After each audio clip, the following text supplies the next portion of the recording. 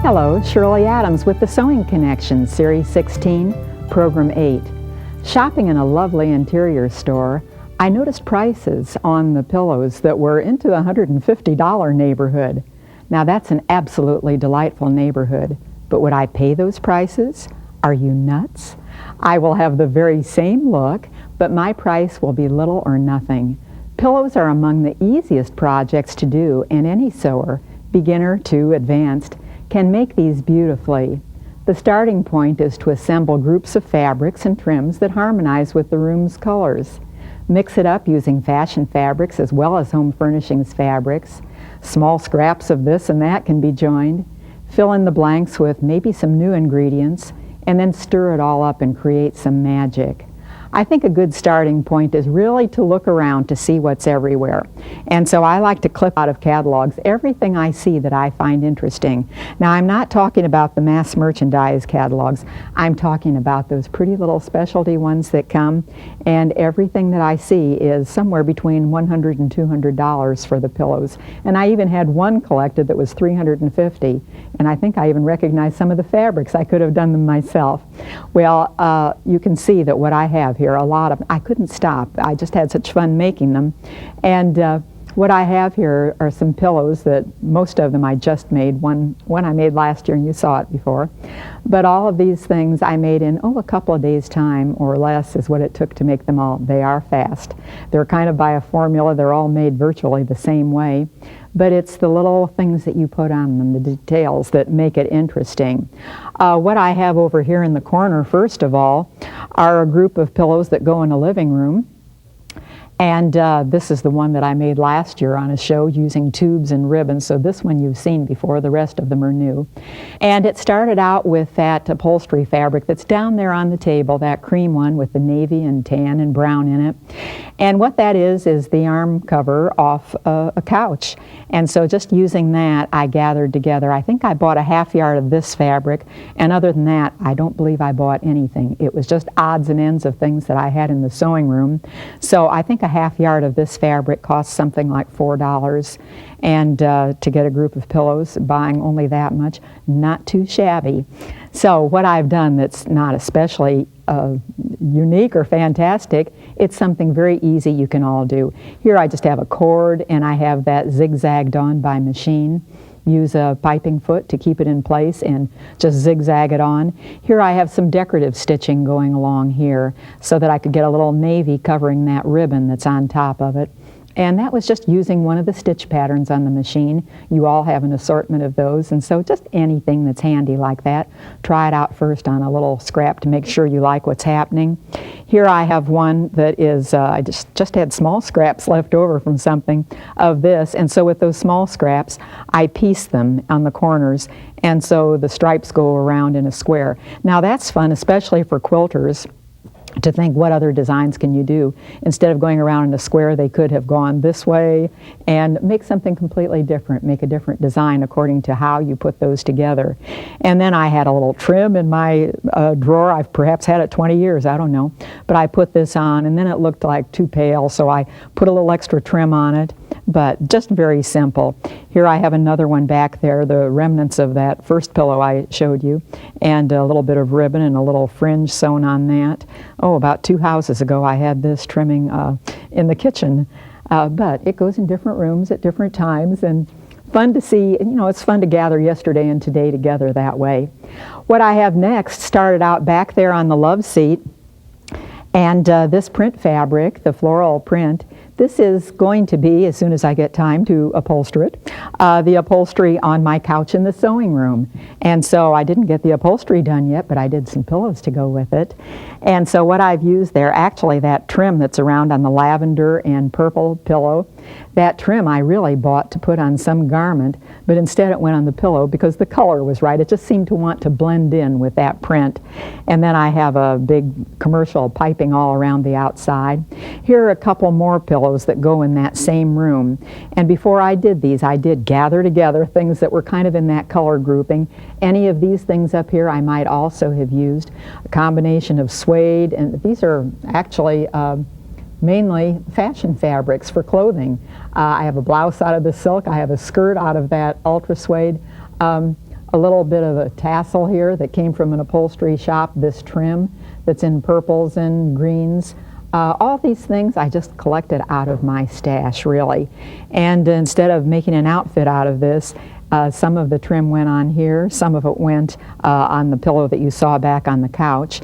Also, I just used some grosgrain ribbon here. I think I had actually bought it to face a waistband and a skirt with, but instead it went on this pillow. Just a little scrap left over from the one back on the couch I've put there, and then framed it with that ribbon. A few of these little tassels you find in the upholstery shops, or make them yourself, I have on the corners just to give it a nice complete look. I already had this plush at home, this velvet look, and it just happened to be the right color to go with that print fabric. Little pieces that I had left over then went on here, and I didn't have enough of this fabric, this kind of corded lavender, pale lavender fabric. I didn't have enough to cover the whole pillow. So this is when you piece it with other things, put things together and see what you come out with. Everything here is, oh, I remember putting this on a bridesmaid's dress about 10 years or so ago. And so every little bit will come in handy for something or other. Over here then I have still another room. This is a bedroom. And this is what the bedroom looks like. This is a tie back from the drapery, but it's very easy to assemble things also out of my stash that goes with that print. This was an easy pillow to make. It looks kind of nice. You see these in a lot of the catalogs, but I didn't see any pillow forms like this. What I've actually done is just to take an old 14-inch pillow like this, fold it in half, and whip those two ends together so that it formed this circle, this roll. And then what this pillow is really just a big long piece like this. I made it extra long. I tucked the ends in so that they would be all finished. Actually, they're just folded inside to finish them. And then I tied this cord around, and that's all there is to it. It's really just a cylinder, and then it's stuffed with that pillow inside. So everybody can make these things easily. It takes no talent whatsoever. Another one, just using some more of that same velvet ribbon and putting a few tassels on it. Now this cord was high enough that I really couldn't zigzag over it on the machine. I must admit I had to sew that on by hand, but not too big a job there. Well, let's go over to the machine, and wait, before we do, let me tell you exactly, I'll take all this with me. Let me tell you exactly, once I get over there, how these things are made, because they really are all made, except for that cylinder. The rest of them are really made just about all the same way. And so once you know what that way is, then it's very easy to do it. I don't have any buttons on these, but a lot of the pillows that you see in the store have buttons on them. To crush them down right in the center, there might be a button there. Now, I showed you a couple of programs or so ago how you can make your own buttons, but here's another way. You can get these little plastic buttons in the sewing shops, and what they have is a way of taking them off for dry cleaning or whatever, because you know some of those pillows are caught together with heavy cord. So this comes off. In order to cover this button, there's only one piece here. You simply don't cut out the fabric first. It's too hard to stitch then, but stitch around in a circle, twice the size of the button you're going to cover, and make it a large stitch, and then just pull the thread to draw it up into a circle after you've cut it out. Cut it out first, draw it up, drop the button inside, and you just gather it all around that button. And then you can take a few hand stitches there to get it all together. But this is what you very often see with upholstery, this type. Well, there are all kinds of choices.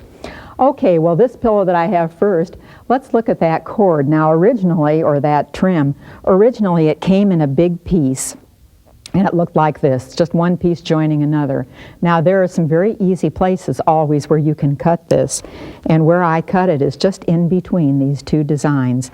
I ended up just eliminating this because there was no use for that, and so it's just cutting it off there, and then I have two more of these designs here, and if I would be sewing these on something and only wanted one, I would simply cut it apart here, where only a few stitches hold it together.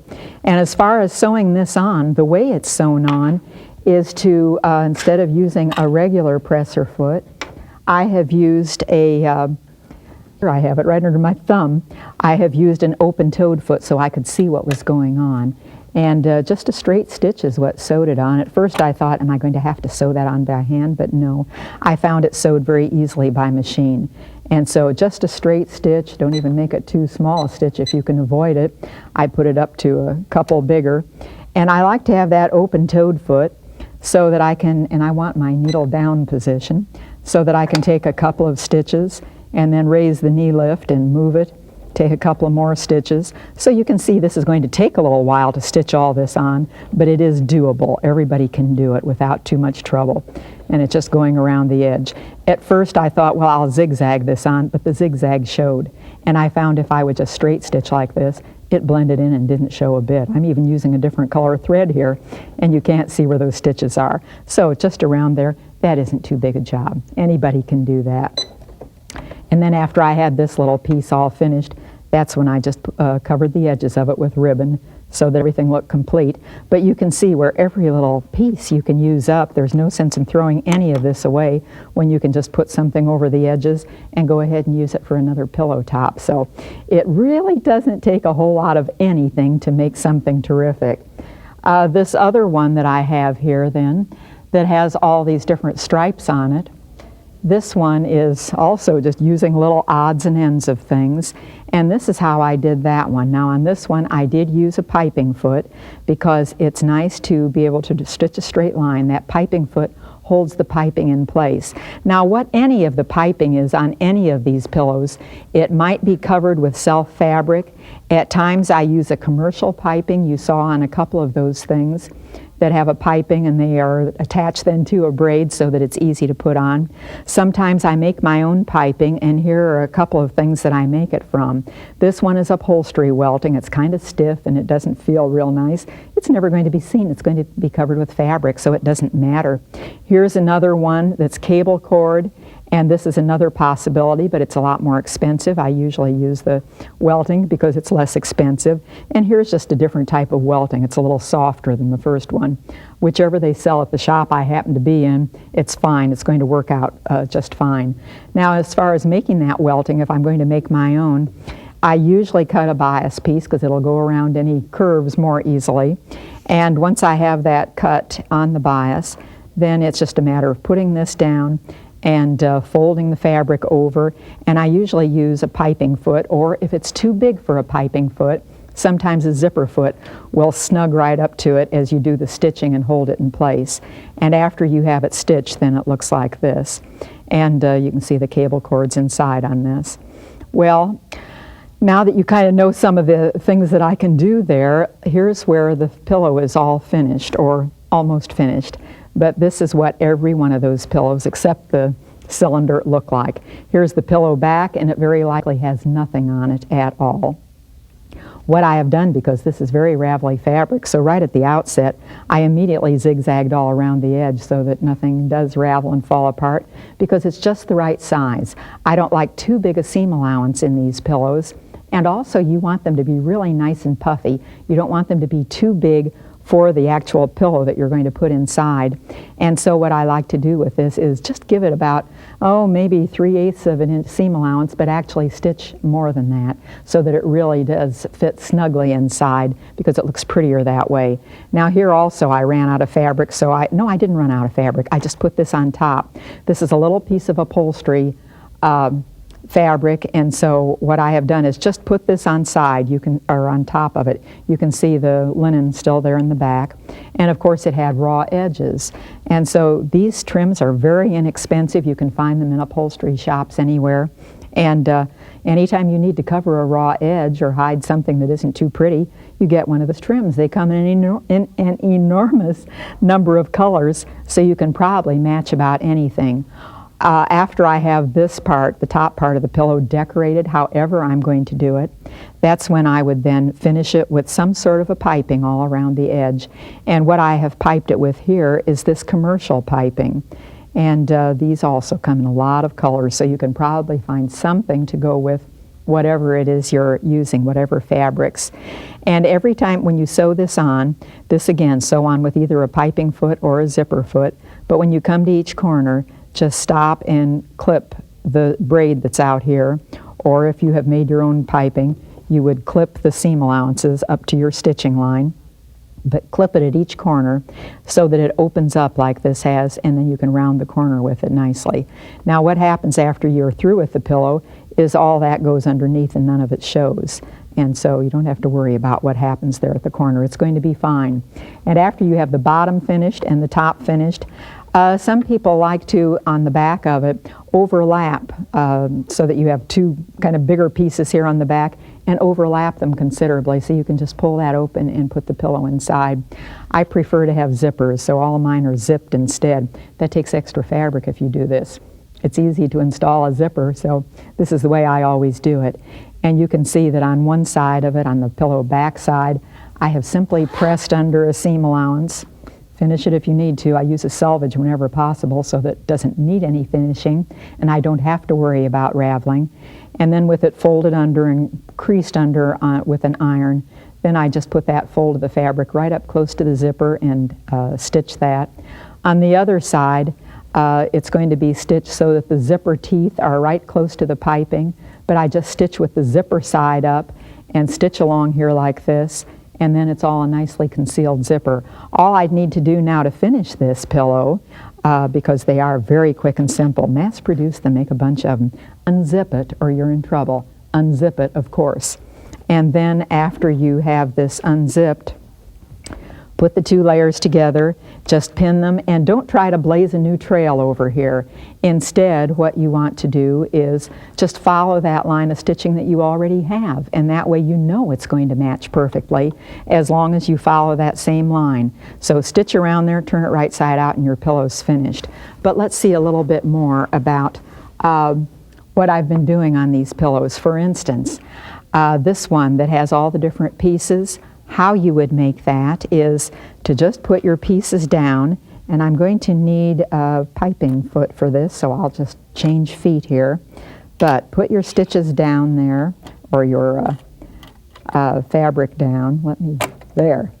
Okay, and I need to get it through the little hole in this piping foot. Okay. I'm going to put one piece of fabric down. I want to join fabrics. So I'll put one piece of fabric down and I'd stitch it right here. And after I stitch that, then I'll put some other fabrics on. And you can add any number of fabrics, and maybe the more you add, the prettier it gets, as long as all these things harmonize. Now for this operation, I didn't need that piping foot, but I will in a minute, so I went ahead and put it on. Now you just stitch a shallow seam. I have probably about a 1/4 inch going here. And this can be done whether you are sewing it directly on a fabric or if you're just joining several fabrics. Either way, it doesn't matter. Then I'm just going to smooth it down, and this might be a good place for some piping to separate the two. So I'm going to put some piping here. That's why I put that piping foot on. And with that piping in place, and even though it's bigger than the groove in the piping foot, it doesn't matter. It still holds it in place nicely. So that, let's see, am I covering? Yes, I am covering.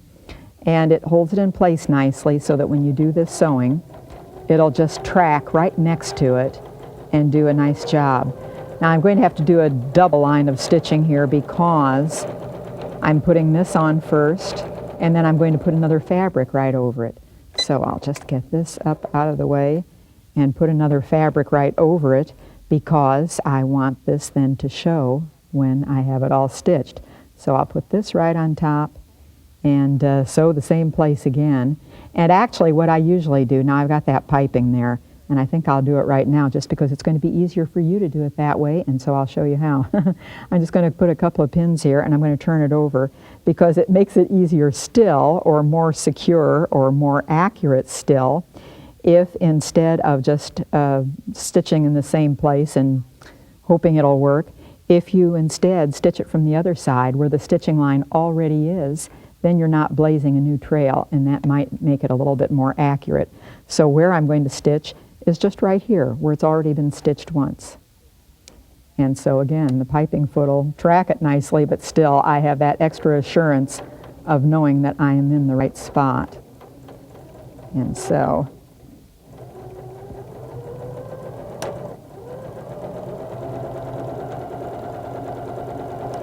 okay, once we have that stitched, then we have another one to flip over, and what we have to do here is something to cover up that raw edge because it isn't really very pretty. And as I was doing that, this eased itself in a little bit, which I hadn't planned, but see how it would press out. So it's really not a problem. All it needs is a trip to the ironing board and we can get that flat. But now we've got a raw edge here that you have to do something with. This is where all those braids come in that you can buy so inexpensively at the shops. Now some of them are not inexpensive. Some of them are a little costly, but most of these are unbelievably inexpensive. And so look for them. They're there, they're available. This would be easier if you'd press it first. And so I'm just going to kind of slide it over here so that it will work. And I could probably do this more easily now without the piping foot. So I'll put another one back on, this time just the regular foot, and do a little stitching there. And this is just going to be stitching on either side, both sides of this tape, so that it will cover up the fabric raw edge and at the same time just give a little pretty finished look. So here we go, and get it all smoothed out there a little bit. It's just remarkable when you do something as I did here and ease that blue in a little bit. It's just remarkable then what a steam iron will do for it after you get through. And sometimes if you have different weights of fabric this way, it's not a bad idea to do a little taut stitching, which is what I'm doing by pulling it out here and back. So, okay, you'd stitch the other side. Anyway, you get the idea. That's how I did that one pillow. Another pillow that I'm working on right now, or that I've already made, but I'll show you how to work on it, is this one over here. And all that quilting is automatic. The machine will do that. And so I'm just going to go back to the menu, and then I'm going to push the, whoops, before I push the automatic embroidery, I better take this acrylic out of the way here because I need to have that move a little bit for the hoop, and I'll push the automatic embroidery. And what I have in the machine is this memory card over here, and I have a whole lot of choices in that. I can do all sorts of things, and you can see right now on the screen what are some of the choices. Here are 16 of them. I can move on to another 16 more. There are a total of 32 so far. And then we'll move over again. And I have a total of 48 different designs that I can quilt on this card. What I have already quilted here is design number 46 is what was there when I did that. And it's this feather stitch that I've already done. Well, what I would like to do is combine it with this. And we have here with this memory card a whole group of templates to help you out so that you can locate it on your fabric and know exactly where to stitch.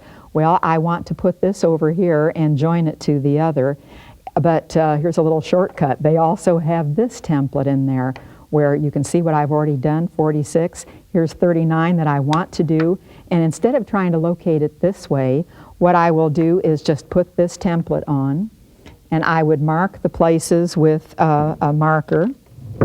I would mark the little holes that are here in it, and I'd put this right where I want it to be. You can see it's right here. So I'd mark it there, right where those holes are, and the holes out here at the sides also. And now make sure that you mark it with something that will disappear so it won't ruin your fabric.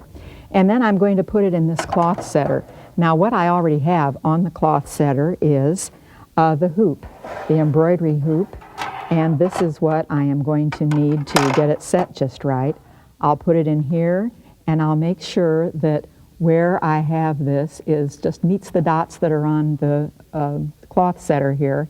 And when everything's right in place, then I just bring this down and clamp it in place. And then I can take the hoop off the cloth setter and put it on the machine, and it'll finish itself, and it will do number, I'm going to go back to the menu, and I want number 39 this time. So here's 39 over here, and so it's all set for that. I just need to put on a different foot, and it will embroider that automatically. I just love the way this happens without doing it yourself, the way you can just push a button and let it go on. Now, I have a little problem every once in a while at home. My husband says, well, golly, you never sew anything for me. And so I'm going to show you something that I sewed just for him, because every once in a while you just need to do something for that man. And so once I get this through the hole and get it clamped on, it'll do its own thing while I show you something else.